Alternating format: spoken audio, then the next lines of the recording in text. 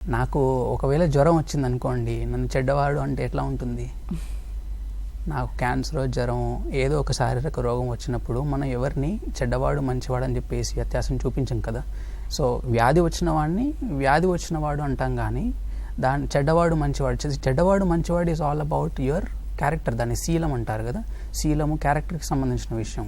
So ఒక అలవాటుకి సంబంధించి, ఒక వ్యాధికి సంబంధించిన లక్షణాలు ఉండడం వలన, అలవాటు ఉండడం వలన, ఒక వ్యసనం ఉండడం వలన ఆ మనిషి యొక్క క్యారెక్టర్ని, ఆ మనిషి యొక్క శీలాన్ని మనం మొత్తంగా ఆపాదించేలాగా చెడ్డవాడు మంచివాడు అన్నట్టు మనం అనడం చాలా అన్ఫేర్. అది మంచిది కాదు.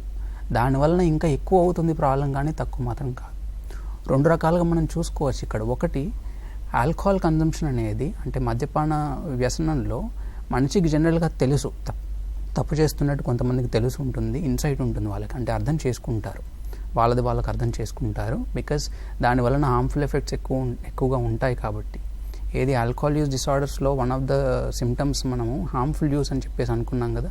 అంటే తాగడం వలన హార్మ్ జరుగుతుంది బాడీకి, మైండ్కి, ఫ్యామిలీకి, ఫ్రెండ్షిప్స్కి, ఫినాన్సెస్కి, ఇవన్నింటికి ఎఫెక్ట్ ఉండడం వాళ్ళకి తెలుస్తుంది కదా. తెలిసినప్పుడు వాళ్ళకి కొద్దిగా ఇన్సైట్ వస్తుంది కొంతమందిలో, ఇది తప్పు అని ఇన్సైట్ వస్తుంది. అది తప్పు అని ఇన్సైట్ వచ్చినప్పుడు దాన్ని వాళ్ళు ఎట్లా చూడాలి? దాన్ని అపరాధంగా చూడాలి. అంటే గిల్ట్ అంటాం మనం ఇంగ్లీష్లో.